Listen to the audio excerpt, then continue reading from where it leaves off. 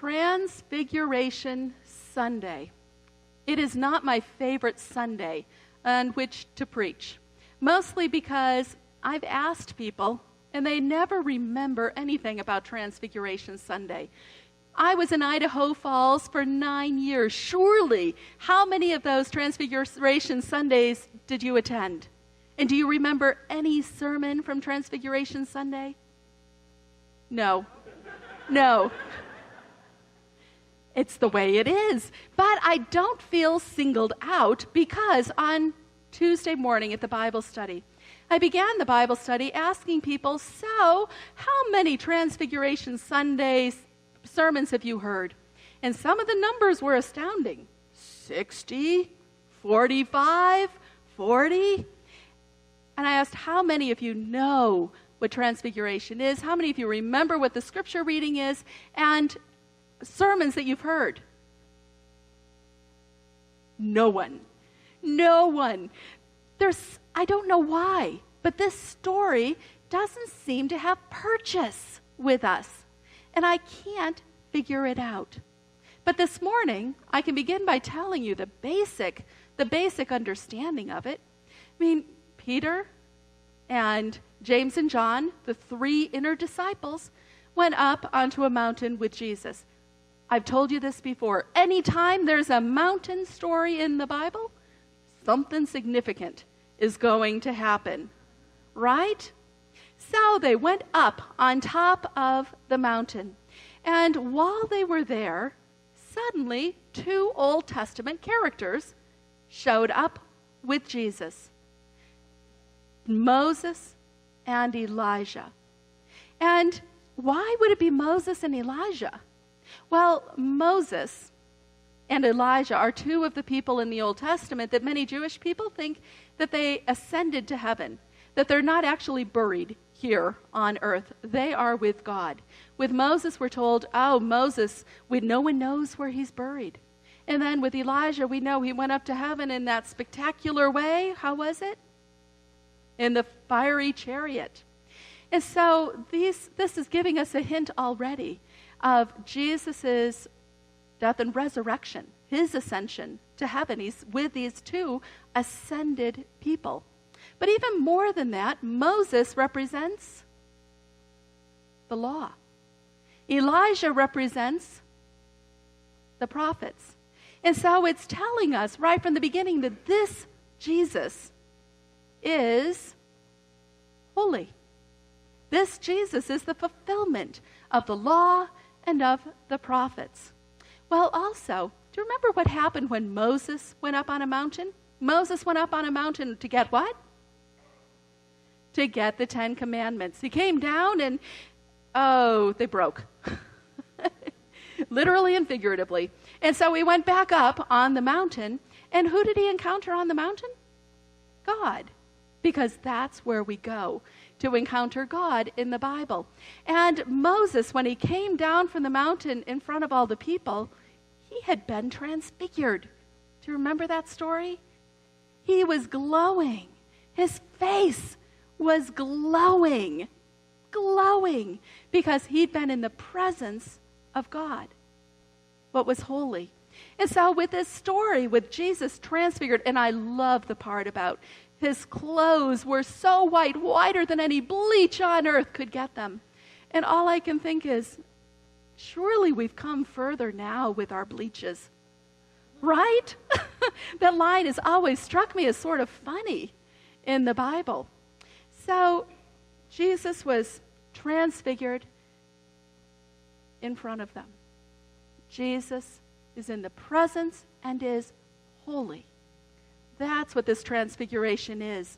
And then even more than that, when God speaks, do you remember another time that God spoke with Jesus? Do you remember? With his baptism. With his baptism, God said, "You are my beloved, with whom I am well pleased." And then Jesus had the strength from there to go out and face temptation. I always make a mistake in my mind and say The Temptations as a music group, but it's not. Jesus went out and faced temptation and began his ministry. Well, this transfiguration story takes place right in the middle of the gospel according to Mark. It is the pivotal point in this gospel where Jesus is proclaimed publicly, this time to be holy. This is my son. Listen to him. Obey him. And then when they come down from the mountain, they head toward Jerusalem. And Jesus and the disciples are given the strength, as Jesus had been with his baptism, to go forth to his own death and resurrection. Well, there's a line in this whole story in Mark that throws me off, that I think is interesting. And this is where I think the story has purchase for us. Because by next year, I'm going to have to explain the basic story all over again, right? Well, in this story, this odd part of Mark, this story is also in Matthew and Luke. But there's one line that is only found in the gospel according to Mark. And it's where, right after Peter says, "Oh, this is so good. Let me build something for you," referring to the Jewish festival of booths, which I don't want to be sexist, but I will be. All I can picture is a giant Lego set up there and guys standing around and needing to do something with their hands and build something. So right after he says this odd thing, the Bible tells us that he said this because they were terrified and he didn't know what to say. Anytime Peter is in a story in the Gospels, we're supposed to pay attention to Peter because Peter represents us. And I think it's telling in this story that we don't seem to have much purchase on, that Peter also didn't get it. Do you remember how Peter addressed Jesus? Do you remember what he said? Rabbi. He didn't fall to his knees like you would expect in the presence of God. He didn't shout out, Lord. Instead, he said, Teacher? Rabbi? He didn't get it, even though he was in the presence of the holy. But then, how many times are we in thin places? Places where the holy can break through. Places where we are close to heaven, close to the holy, right here in this life. And we don't get it, and we don't know what to say, because we need to do something to fill up the silence, because silence is awkward. For me, where I'm usually in that holy, thin place, it's very often after someone has died.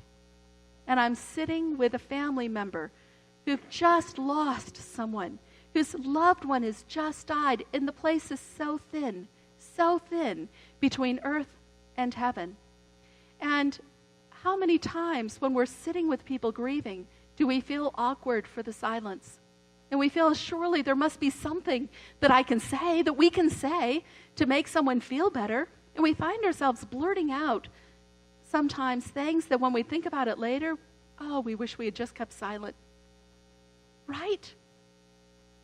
We need something to fill the place. Well, maybe we don't need to fill the space with sound. In almost every single culture, silence is sacred. Silence is important. Except for children. Silence, though, for all of us, when you think of the Buddhist culture, you think of meditation, right?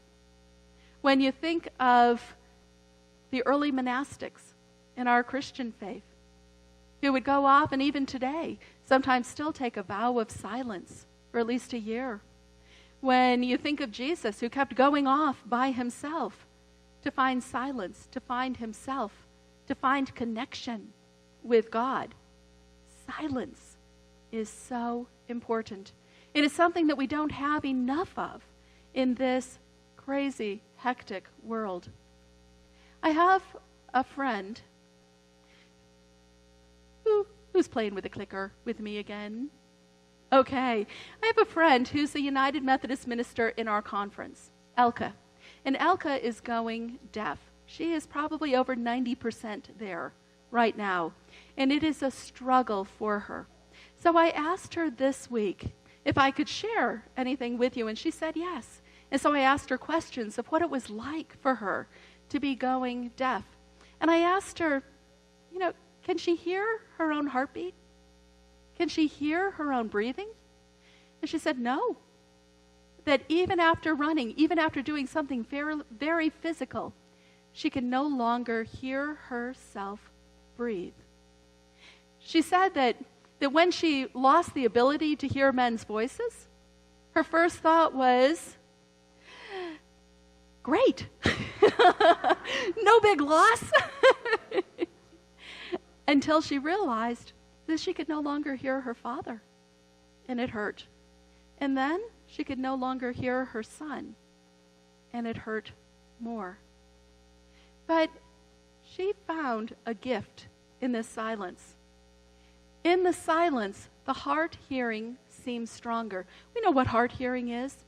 For any of us who have children, when our child becomes sick and they're lying there in bed, and as a mom or a dad or a grandparent, we sit next to them, and we don't have to say anything, we know that they know we're there, and they know that we're there, and there's a connection. The heart hearing seems stronger. I wasn't always good at the one-on-one stuff as I find I am now.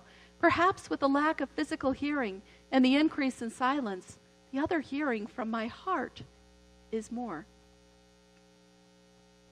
There is a room that is considered the quietest place in the whole world, and it's in Minnesota. I did not expect that, the quietest place on earth, to be in Minnesota. Although John, where is John? John told me that there's a room like this right here in Boise. What is the word that is called? Anechoic chamber. Okay. And in this anechoic chamber, there is no sound. And so people will go into this one in Minnesota, and they have to sit down because the lights are off, and our balance is done by something in our ears, and so people will fall in this chamber where there is no sound, deafening silence. And yet, what people find is that there isn't really silence, because they hear their own heart. They hear, one person said that she even heard her scalp moving. When she would frown, she would hear her scalp moving on her skull.